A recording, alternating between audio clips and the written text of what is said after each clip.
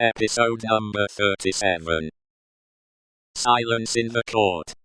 Charles Darnay had yesterday pleaded not guilty to an indictment denouncing him, with infinite jingle and jangle, for that he was a false traitor to our serene, illustrious, excellent, and so forth, Prince, our Lord the King, by reason of his having, on divers occasions, and by divers means and ways, assisted Louis, the French King, in his wars against our said serene, illustrious, excellent, and so forth, that was to say, by coming and going between the dominions of our said serene, illustrious, excellent, and so forth, and those of the said French Louis, and wickedly, falsely, traitorously, and otherwise evil adverbiously, revealing to the said French Louis what forces our said serene, illustrious, excellent, and so forth, had in preparation to send to Canada and North America. This much, Jerry, with his head becoming more and more spiky as the law terms bristled it, made out with huge satisfaction, and so arrived circuitously at the understanding that the aforesaid, and over again aforesaid, Charles Darnay, stood there before him upon his trial, that the jury were swearing in, and that Mr. Attorney General was making ready to speak. The accused, who was, and who knew he was, being mentally hanged, beheaded, and quartered, by everybody there, neither flinched from the situation, nor assumed any theatrical air in it.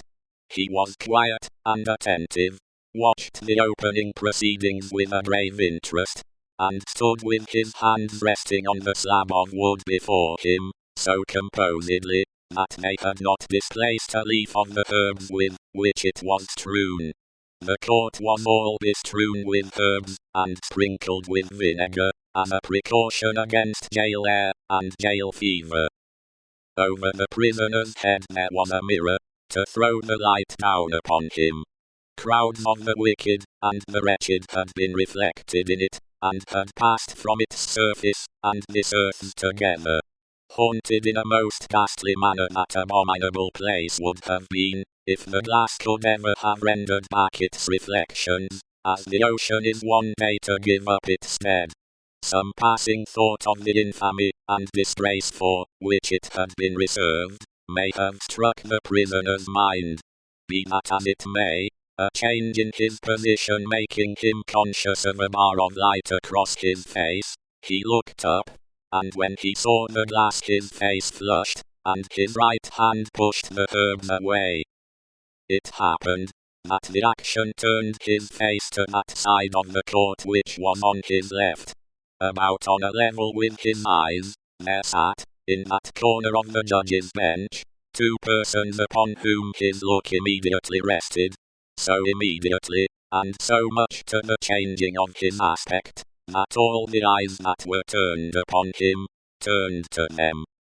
The spectators saw in the two figures, a young lady of little more than 20, and a gentleman, who was evidently her father, a man of a very remarkable appearance in respect of the absolute whiteness of his hair, and a certain indescribable intensity of face, not of an active kind, but pondering and self-communing.